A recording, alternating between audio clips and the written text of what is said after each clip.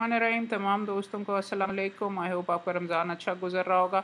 आज का लेक्चर ही कहिए या टॉक वगैरह प्रिंसिपली इस चीज़ के बारे में है कि बेशुमार एसोसिएट्स जो कि मुकदमा तैयार करने में और केस फाइल तैयार करने में गलतियां करते हैं, वो आपको मैं शेयर करना चाहता हूँ। आज सुबह कल हमने एक मुकदमा जमा करवाया था अर्जेंट में, और रात को जब मैं फ़ाइलें ले जाके उसको तैयार वगैरह कर रहा था, तो एसोसिएट मेरे साथ एसोसिएटेड थे दो इस मामले के अंदर।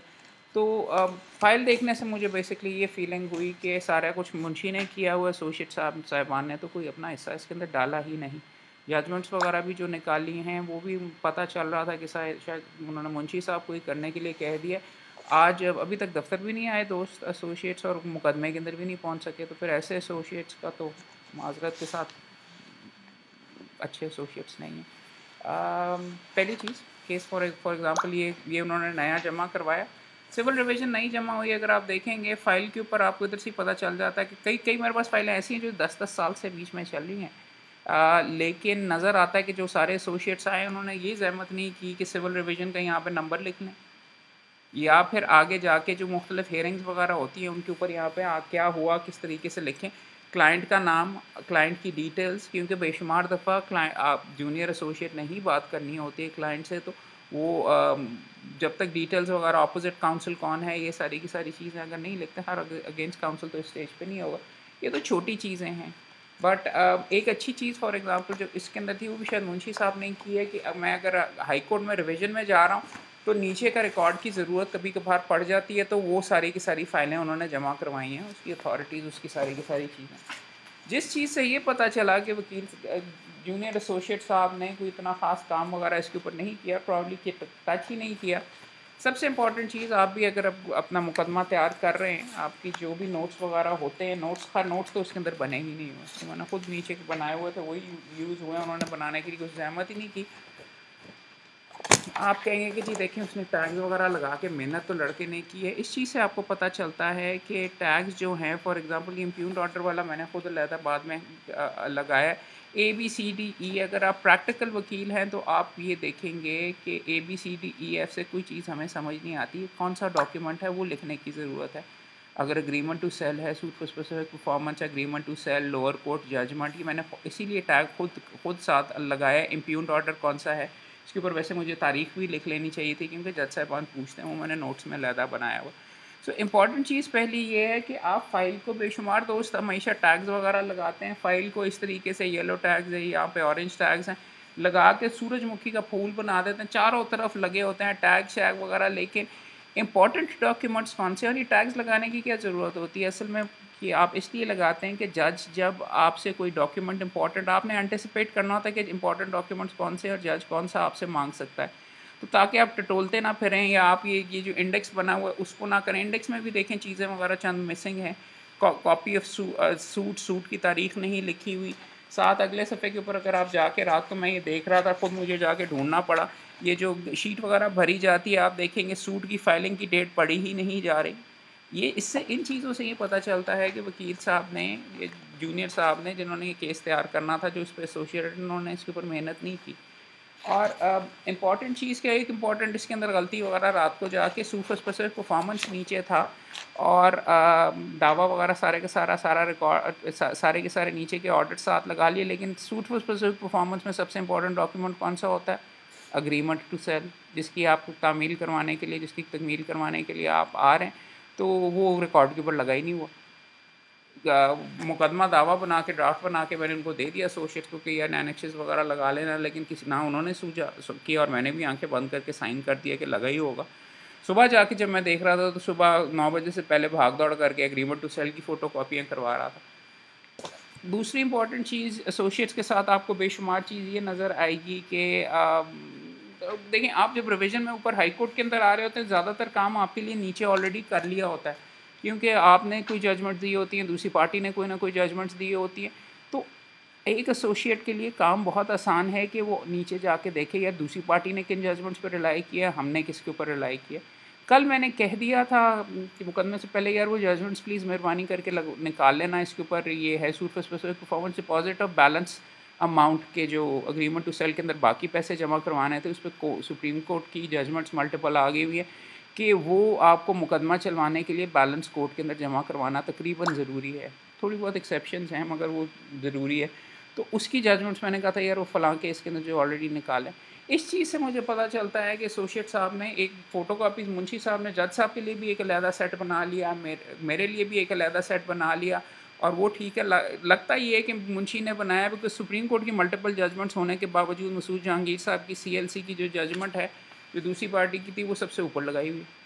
जज साहब ने इसके ऊपर रिलाई नहीं किया अपने फैसले वगैरह के अंदर।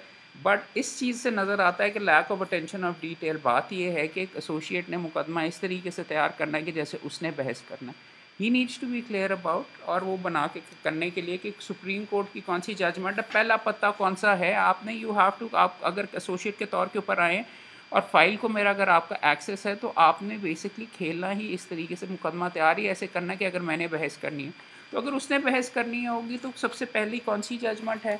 और अगर जहाँ पे आपके पास 3 सुप्रीम कोर्ट की जजमेंट्स हैं, आप उसको तह में जाके देखिए। 2020 SCMR 171 लगी हुई है।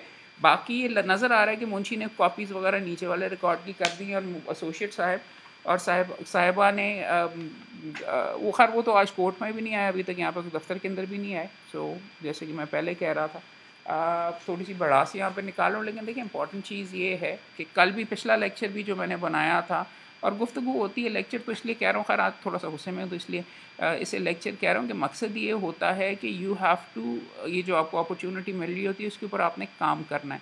और ये वीडियो आपके साथ शेयर करने के लिए उनकी तजलील तो नहीं, बहुत सख्त वर्ड है, बट नहीं करना उनका नहीं है एसोसिएट का, लेकिन ये है कि आप भी ये गलती ना करें। फ़ाइल को प्रॉपर्ली टटोलें और इस तरीके से देखेंगे जैसे कि आपने उसको इस्तेमाल करना है। आप CPC स्पेसिफिक रिलीफ एक्ट, अगर स्पेसिफिक परफॉर्मेंस का CPC स्पेसिफिक रिलीफ एक्ट, और शायद कॉन्ट्रैक्ट एक्ट, अगर सिविल मेजर एक्ट ले जाएँ तो अमूमन अच्छा होता है, वो चाहिए होता है। जजमेंट्स चाहिए होती हैं, जज के लिए जजमेंट निकाली है। और देखिए मैंने अपने जो ये ऑर्डर उसके बाद बैठ के अपनी वाली जो थी कॉपीज़, और फॉर एग्जांपल इंपॉर्टेंट गलती क्या थी, ये वाली जो जजमेंट है ये मेरे अगेंस्ट है, दूसरी पार्टी इसके ऊपर रिलाई कर रही है। तो जज को अगर मैंने पहला पता ही अपने ख़िलाफ़ वाला दे दिया तो he is likely to focus on that particular thing कि यार ये इस तरीके से क्यों नहीं है। आपने केस बनाना होता है बतौर एसोसिएट और बतौर वकील के जो आपकी बेस्ट स्ट्रेंथ है। बेस्ट स्ट्रेंथ मेरी ये है कि सुप्रीम कोर्ट की मल्टीपल जजमेंट्स हैं जिसमें उन्होंने लिखा हुआ है कि पहली तारीख के ऊपर पैसे जमा करवाएंगे, और पहली तारीख के ऊपर अगर पैसे बैलेंस अमाउंट नहीं जमा करवाएंगे तो उसके ऊपर दावा खारिज तस्लीम किया जाता है। इसके ऊपर फॉर एग्जांपल सबसे पहले जो सुप्रीम कोर्ट की जजमेंट आई थी, आई बिलीव 2018 की थी, 1.5 सफ़े की एक जजमेंट थी, वो यहाँ पे उन्होंने लगाई ही नहीं साहब। और बाकी जो रीसेंट जजमेंट्स हैं, हाँ 2021 SCMR 386 काजी फैज़ ईसा साहब की जजमेंट है, और बाकी वो सारी की सारी डेफिनेटली हाँ एक लगी हुई है बीच में। सबसे पहले गलत कह रहा हूँ, 2017 SCMR 2022 एक सफ़े की जजमेंट थी, इतनी ज़्यादा डिटेल के अंदर नहीं थी, और CPLA चूँकि इसके अंदर डिसमिस हुई थी। उससे ज़्यादा इम्पॉर्टेंट ये है कि आप सुप्रीम कोर्ट की जो बाकी जजमेंट्स हैं वो आप निकाल के रखें। बताना ये चाह रहा हूँ कि तैयारी इस तरीके से कीजिए जैसे कि आपने ख़ुद केस तैयार करना है। खुद पढ़ें। आपने अगर टैग ही नहीं किया या मार्क ही नहीं किया, अंडरलाइंग जो ऑर्डर है इम्प्यून्ड ऑर्डर, मैंने कहा इसी से पता चल जाता है कि इम्प्यून्ड ऑर्डर मार्क किया हुआ है कि नहीं बंदे ने, कि उसकी तैयारी प्रॉपर्ली है कि नहीं।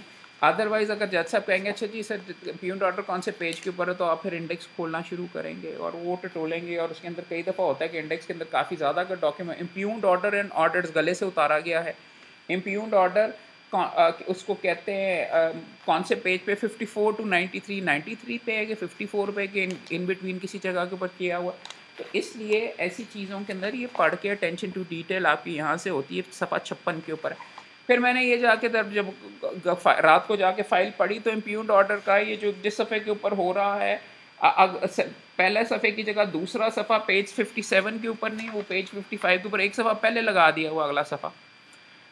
ये चीज़ें वगैरह से पता चलता है कि पढ़ने की ज़हमत नहीं की। एसोसिएट साहब जिनके ज़िम्मे में लगाया गया था, उन्होंने मुंशी के खाते के अंदर दिया, मुंशी ने जमा करा दिया, और वो मुस्कुराते हुए आज साथ बीच में मुकदमे के अंदर आ गए। Attention to detail is important. और ख़ास तौर पे अगर आपकी वजह से, अगर आप मेरे एसोसिएट और आपकी वजह से अगर मैं कोर्ट के अंदर एम्बैरस होता हूँ तो सवाल ही नहीं पैदा होता कि मैं आपके साथ फिर और अच्छे तरीके से तो पेश आऊँगा। कि आइंदा मैं आपके ऊपर रिलाई करूँ, फिर आप अपना ही जाके काम वगैरह कीजिए। बिकॉज़ अगर काम देने के बाद सबसे but the worst thing you can do in a particular case is कि एम्बैरेस योर उस्ताद। हाँ, कई कई दफ़ा उस्ताद की भी इतनी ज़्यादा तैयारी वगैरह नहीं होती। मैंने तो बीच में ये देखा हुआ था, रोज़े के बाद जब दिमाग वगैरह चलना शुरू हुआ, ख़ैर उनकी भी शायद रोज़े की वजह से दिमाग नहीं चल रहा था। बट बात ये है कि ये देखिए इसके अंदर फॉर एग्ज़ाम्पल 2 कॉपियाँ करके मैंने फिर सुबह निकलवाई एग्रीमेंट टू सेल जो इसके अंदर है, जो रेलेवेंट डॉक्यूमेंट है, ताकि वो जज साहब के सामने भी मैं रख सकूँ अगर वो बहस के दौरान आए।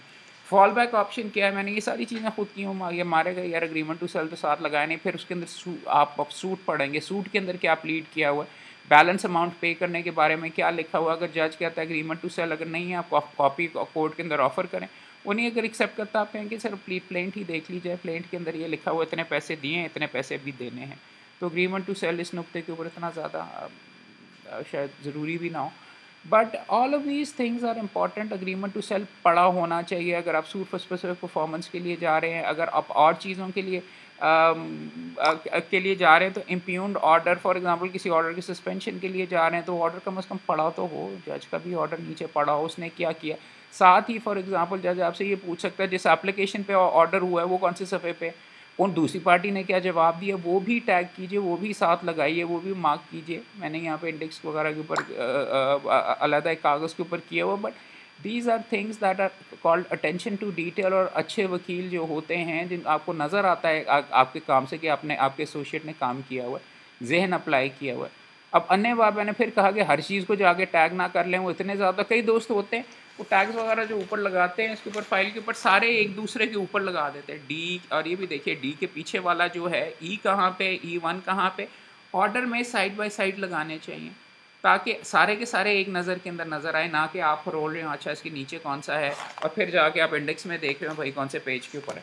तो these are things that I think attention to detail जो एक मेहनती एसोसिएट के अंदर होनी चाहिए और जो उसके काम से नज़र आनी चाहिए और जिससे सहूलत होती है। और दीज आर गुड हैबिट्स जो कि आप खुद अगर करना शुरू कर दें। मैं फॉर एग्जांपल अगर नया एसोसिएट आया भी है ना, तो उसको मैं कहता हूँ जाओ पहले यार ये टैगिंग वगैरह करनी शुरू करो। ये मीनियल वर्क नहीं है, ये इसका मकसद ये होता है कि फ़ाइलों को आप फरोलेंगे तो आपको पता चलेगा ऑर्डर किस तरीके का होता है, कौन कौन से डॉक्यूमेंट्स इसके अंदर इंपॉर्टेंट होते हैं। ये एक्सरसाइज इसलिए आपको करवाई जाती है। कराटे किड वाली फिल्म देखिए, उसके अंदर अगर आप जो पहला वाला कराटे किड 1 के अंदर फिल्म अगर आप देखें तो उसके अंदर एक बाबा जी होते हैं, वो बच्चे को कराटे से उसके पास सीखने के लिए आता है, उसको कराटे नहीं सिखाते, उसको कहते हैं कि यार ये चीज़ यूँ यूँ करके साफ़ करो, ये चीज़ यूँ यूँ करके साफ़ करो, यूँ करके पेंट करो फेंस के ऊपर और इस तरीके से। थोड़े अरसे के बाद वो बच्चा तंग आके कह देता कि ये क्या मेरे से बच्चों वाले नौकरों वाले सारे के सारे मेरे से काम तुम करवा रहे हो, तुम्हारा ये कि इसको कहते हैं उसको तकरीबन छोड़ के जाने लगता है। तो वहाँ पे जो उसका उस्ताद होता है उस पर अटैक करता है, तो वो इस तरीके से उसको अपने उसके अटैक को डिफेंड वगैरह करता है कि जो चीज़ें आपसे करवाई जा रही होती हैं वो आपकी टेक्निक बन रही होती है, वो टेक्निक आप आगे जाके इस्तेमाल करते हैं। मैं नीचे लिंक के अंदर लिख दूंगा जिस चीज़ की आप बात मैं कर रहा हूँ, कराटे किड की फ़िल्म देखिएगा, हमारी जवानी की, बहुत अच्छी और बहुत ज़बरदस्त है। नई वाली रीमेक नहीं, ओरिजिनल डैनियल रूसो के साथ जो थी वो भी ज़रूर चेक कीजिएगा आज के लिए। नहीं काफ़ी हंस के चलें, मूड थोड़ा सा अच्छा हो गया। अब मुकदमे का बाय द वे, हाँ मुकदमे का जज साहब ने, मैं सुबह इतनी तैयारी करके गया तो जज साहब ने कह दिया मैंने नहीं सुनना, कोई और जज सुनेगा। तो अभी कोशिश हम कर रहे हैं कि किसी और जज के पास वो जाके केस लगे। बट शायद एसोसिएट्स को पहले से ही पता था, इसलिए उन्होंने आने की नहीं ज़हमत की, उन्होंने कहा खुद ही जाके कर लेगा।